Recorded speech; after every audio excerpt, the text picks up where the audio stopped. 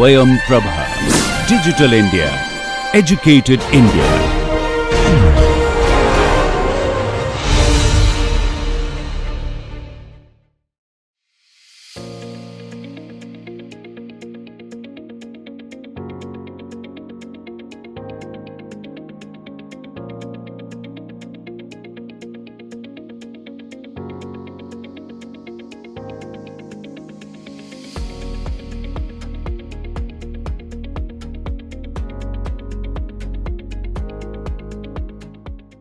So, in the last class I have discussed about the seismic reflection test for inclined layer, and from there or in the horizontal layering case also we have seen that we have to measure the travel time of two rays. One is the direct ray or the wave, another is the reflected wave.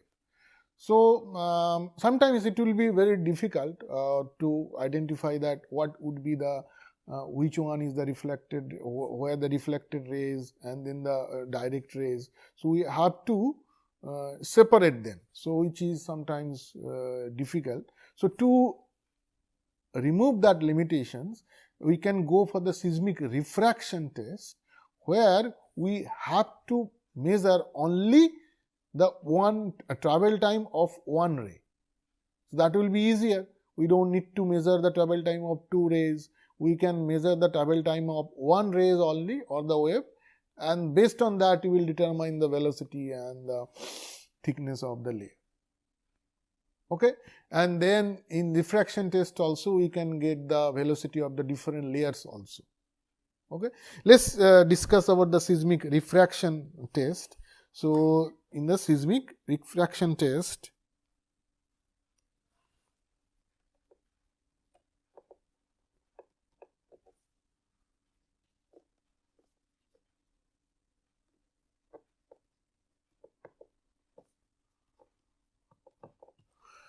now this is seismic refraction test. Okay.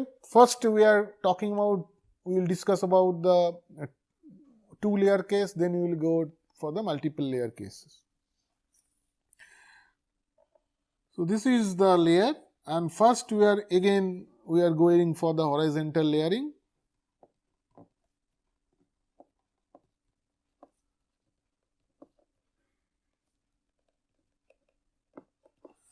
We are going for the horizontal layering. Okay. So, here suppose this is my source, again A is the source. Now, from the source there will be n number of wave will generate, and suppose this is the position of one geophone, say. Okay. This is the position of geophone G. Now, say this is the ray, and in my first module what I have discussed, that if it is a refraction, so if it is a low speed material, suppose this is the layer 1 whose velocity is Vp1, this is layer 2, its velocity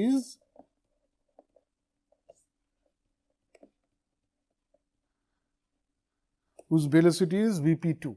Now, if that Vp1 is greater than Vp2, if Vp1 is greater than Vp2. So, in the first module I have discussed that there will be refraction and the refracted ray will move towards the normal. So, if this is the direction of the ray, so it will move towards the normal. This is the case of if Vp1 is greater than Vp2.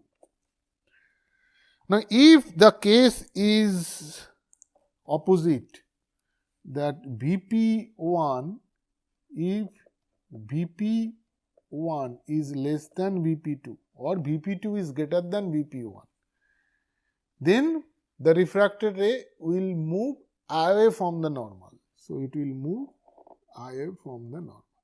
So, this is the case for VP1 is less than VP2. So, now my geophone position is here. Now, the geophone position is here. Now, among these two cases, where or when this refracted ray will reach to the geophone, this is only possible if VP1 is less than VP2. Because if your VP1 is greater than VP2, then this wave will not reach at the surface again. So, it is only possible if this is the case, VP1 is VP2. So, that means the advantage of this test is that we will measure only one travel time of one wave, okay, and that basically the first travel time of the wave. But the limitation is also there that if we have a layer whose velocity of the second layer is greater than the velocity of the third layer, or in such a way we can write that if the velocity is increasing trend, that means the Vp say Vp4 is greater than Vp3 is greater than Vp2 is greater than Vp1 and so on, then only we will get the appropriate result of this type of test. Okay. Otherwise, we will get the, if suppose there is a hidden layer. So, generally this is the common trend, and as I mentioned, the velocity is proportional to the density of the layer. So, that means if your density increases with depth, or your density increases with depth for different layer, then the velocity of the layer will also increase with depth, and that is the common trend in the field. So, in that case this test will be okay, this will give you the perfect result. But if there is some hidden layer or hidden soft layer or weak layer, so whose velocity is lower than the velocity of the top layer, then it will give us the erroneous result. So, then in such case we have to go for other geophysical exploration or geophysical test, that I will discuss later on. Right now we are considering or assuming that our velocity is increasing with depth, that means your density is increasing with depth, and as well as velocity is increasing with depth, and so that the lower layer velocity is always greater than the upper layer velocity. Okay. So, in this case, this is the condition where this test will give me good result. But if it is not, if there is a hidden layer, hidden soft layer or weak layer, then we will get the erroneous result. So, that is also limitations. So, now, so that means here you see that this is a different n number of layers. So, there may be another layer, there may be another ray whose angle is IC or critical angle. So, if that is the, because these layers are inclining on the boundary with any inclination. So, if that layer is inclining with a critical angle, then this ray will move in this direction. Okay. So, in the critical angle case, you know that if in such case I can write for any ray, it is sin I is Vp1, it will be sin, now it is 90 degree, this is I with this normal, now in this normal this angle is 90 degree. So, this will be 90 degree divided by Vp2. Okay. So, now if it is 90 degree, because it is IC, so I can write that sin IC is equal to Vp1 by Vp2, or IC is equal to sine inverse Vp1 by Vp2.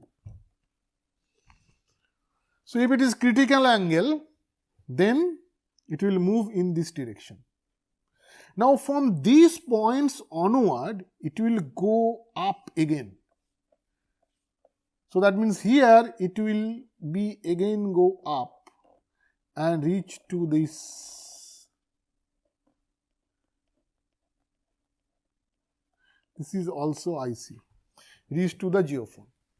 Now, why this that means this travel distance from this boundary between the first layer and the second layer, that depends where you have placed your geophone. If you placed your geophone further away from the source, then this travel distance through the boundary will increase, and because this from here itself it is going up. So, it is when it start your critical angle, then it will going up again. So, every point it is going up. But why I have taken this travel path? Because my position of geophone is here. If it is left to right, then I will get another travel path. Okay. If it is away from the geophone, it will be a longer travel path. If it is close to the geophone, it will be a shorter travel path.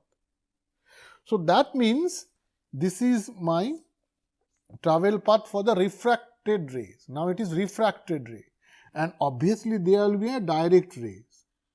So, this is my direct ray, and this is say refracted ray. Direct wave and refracted wave. So, you can see that in the boundary of between these two layers, the wave will travel with a velocity of Vp2, remember that. Direct ray will travel with a velocity of Vp1. This portion of the refracted ray will travel with a velocity of Vp1. This portion of the ray will travel with a velocity of Vp1. So, what does it mean? It means that, so that means here my geophone is only measuring the first arrival time of the wave or the arrival time of the first wave. So, that means there will be direct wave, there will be refracted waves, but the geophone, the measurement that we will take will consider only the first arrival time of the wave, that we will consider. That means the wave that will reach first, I will get the arrival time of that wave only. That is the advantage of this test over the seismic reflection test. In seismic reflection test, we are getting the travel time of the reflected rays as well as direct rays. But here, I don't know whether it is a direct ray or the refracted ray. I will take, or geophone will take only the travel time of that wave which has reached first. So, that's why it is called first arrival time of the wave. So, here you can see that from in the previous case, reflection test, it is obvious that the direct wave will reach first and the reflected wave will reach second or after the direct wave. But here there is no such case. Because why?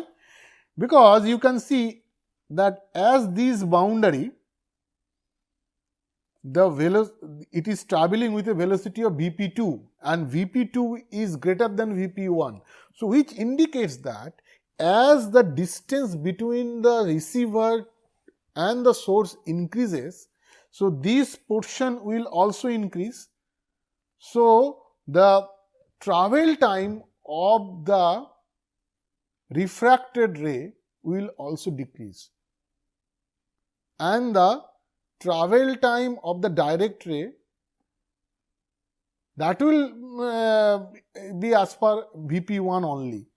So, that means if your geophone is very close to the source, then the direct ray will reach first, then the refracted wave. But if you keep on increasing the distance of the geophone from the source, then as this portion velocity is Vp2 and Vp2 is greater than Vp1, so your travel time of the refracted ray will reduce as compared to the direct ray. So there will be a position where, if geophone position where your travel time of the reflected ray and the refracted ray will be same. So that position is called the critical distance. So what is critical distance? Critical distance where the travel time of the direct ray and the refracted ray both will be same. So that is the distance from the source to the geophone, that is called critical distance. So which means that if you placed a geophone less than critical distance, then the direct ray will reach first. And if you placed a geophone greater than that critical distance, then the refracted ray will reach first. And if you placed a geophone at the critical distance, then both the ray will reach at the same time. Clear? So let's start the derivation. So the first one, so this is our all the critical distance concept, critical angle, then I have discussed. So now for the derivation purpose, quickly I will start the derivation. So this is my source, this is geophone, okay. This is source A, this is C, this is D, this is critical angle IC, this is also critical angle IC. This distance is xn. Xn is what? Xn is A to G, that distance is xn. Okay, or you can say x1 also. So now this is known, xn is known. Okay. Now let's start the derivation, that we will put first the direct ray or direct wave. How we will get that? Xn divided by Vp1, that is my equation number 1, because this is Vp1, this is Vp2, and obviously Vp2 is greater than Vp1. That is the condition we have to satisfy. Now I have already derived that sin IC, that is equal to Vp1 divided by Vp2. Now for the refracted ray, time required for the refracted rays, this is refracted rays. So this is say H1, the thickness of the first layer. So this is H1. So now this is the AC. So H1, sorry. So the refracted ray time required for the refracted ray, that will be equal to, so this is AC divided by Vp1 plus CD, that distance, divided by Vp2. Now it is traveling with Vp2 plus dg divided by Vp1. Now AC and dg are same. So it will be twice AC by Vp1 you can write. Now AC, how can I replace AC? AC I can replace, if this is IC, this one is H1. So I can write H1 divided by cos IC. Then this is Vp1, because AC is equal to, your AC is equal to H1 divided by cos IC. Okay. Then divided by Vp1 plus CD. CD will be xn, total distance, minus this one, minus this one. Okay. So what is that? This one will be, if this is IC, this is H1. So this one will be H tan IC. So and this is H tan IC, this is H tan IC. So this will be minus 2 H1 10 IC. Okay, then divided by this distance xn minus this one divided by Vp2 plus the same as this one. This will be H1 divided by cos IC into Vp1. Clear? So now this IC is Vp1 by Vp2 sin IC. So similarly cos IC will be 1 minus sin square IC. So this will be 1 minus Vp1 by Vp2 whole square. So my cos IC will be root over 1 minus Vp1 by Vp2 whole square. So similarly tan IC, that will be sin IC by cos IC. Sin IC is Vp1 by Vp2, then root over 1 minus Vp1 by Vp2 whole square. And finally, that tan IC, if I simplify that, it will be Vp1 divided by root over Vp2 square minus Vp1 square. So now if I put this tan IC here, if I put this tan IC value, then my final expression will be TR will be equal to, so this is a cos IC, tan IC, this expression if I put, cos IC I know, this one is the cos IC, or cos IC also I can simplify, this cos IC, this will be root over Vp2 square minus Vp1 square divided by Vp2. Okay, that is cos IC, this is tan IC. Now if I put these values here, so that will be equal to, Vp2 will be up, so this will be Vp2, then H1 divided by Vp1 root over Vp2 square minus Vp1 square plus Xn divided by Vp2 minus 2H1 Vp1 root over Vp2 divided by Vp2 square minus Vp1 square plus Vp2 H1 divided by Vp1 root over Vp2 square by Vp1 square. Okay, so you can get that this is Vp1, this is tan IC and cos IC, and putting here, and I will get this expression. Now if I simplify that equation, okay, if I simplify from here, and then I will get the final expression of TR, this is Vp2 plus 2H1 root over 1 minus Vp 1 by Vp1 square minus 1 by Vp2 square. So this is my equation number 2. So I have two equations, that is direct, and I have this is diffracted. So again what I will do, I will again take the help of n number of geophone data. Okay, n number of geophone data.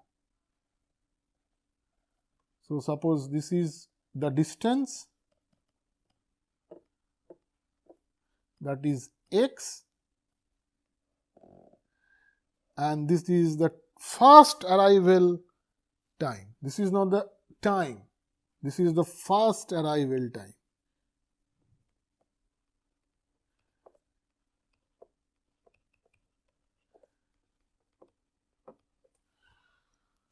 Okay, say t.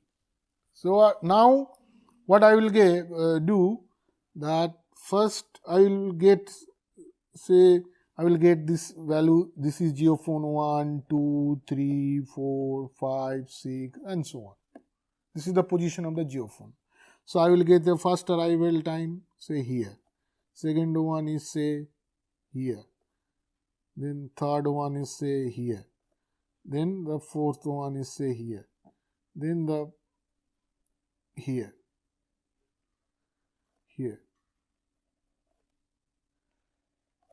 and so on.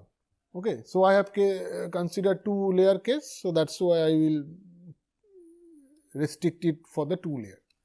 So, I will get these, say these are my plot, first arrival time, I will get the first arrival time and this is the distance. So, now if I join them, I will get this type of curve.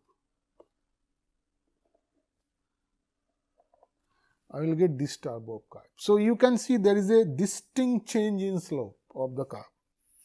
Okay. Now, if I identify that point, so as I mentioned, so if you place any geophone less than critical distance, so your direct ray will reach first. So, direct ray means the wave will follow the equation number 1. And if you placed any geophone greater than critical distance, then wave refracted ray will reach first. So, your wave will follow equation number 2. Wave will follow equation number 2. So, that means this distance actually xc, that means the critical distance. Okay. So, this one is actually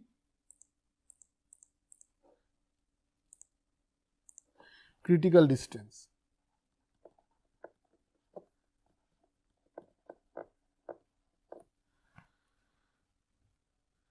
Critical distance. Okay. So, that means it will follow equation number 1, which is a straight line. This is also a straight line. So, but it is equation number 2. So, now what are the unknowns here? So, unknowns are Vp1, Vp2 and H1. So, these are the unknowns. In the reflected case, we are getting only Vp1, but here we are getting Vp1, Vp2, H1 also. So, now what I will do, how I will get the Vp1? If you look at the slope of this curve, this is slope of this curve is 1 by Vp1. So, equation 1, slope will give me 1 by Vp1.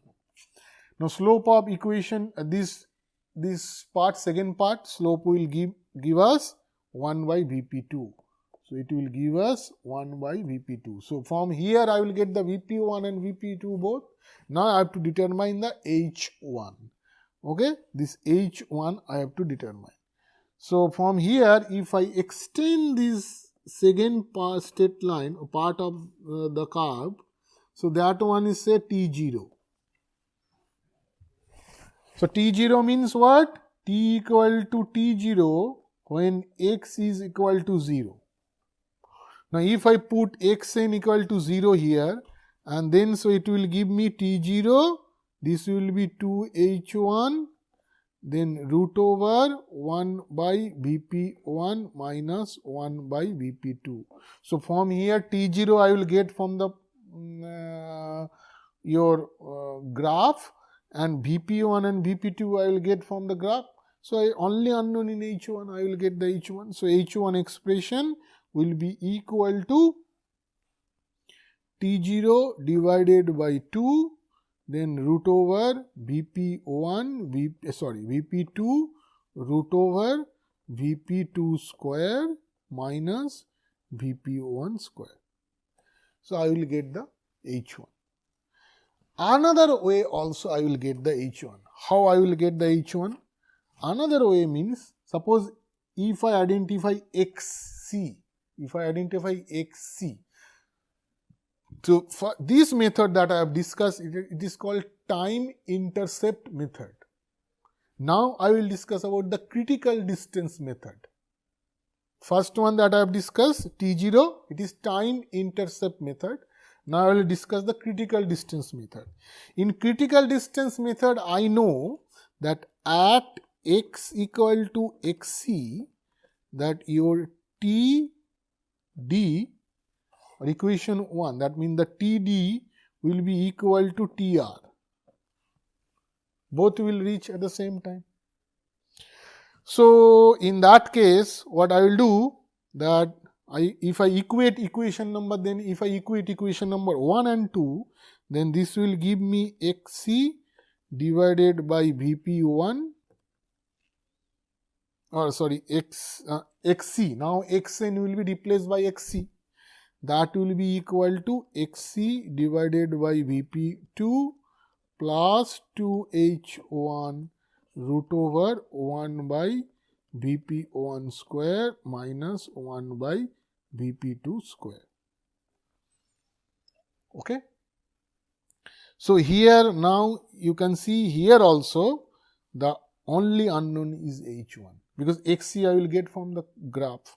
So, from there if I simplify it, I will get the H1, that will be equal to XC divided by 2 root over VP2 minus VP1 divided by VP2 plus VP1. So, this way also I will get the H1. So, either you can use the critical distance concept or time intercept concept, and both the case you will get the H1, and VP1 and VP2 you will get the slope of the two different portion of the graph, or from there I will get actually 1 by VP1 and 1 by VP2. Okay. So, this way we can determine the required thickness, velocity of different layers, but this is for horizontal layering case. So, in the next class I will discuss the multiple layer case and as well as the inclined layer case for seismic diffraction test. Thank you.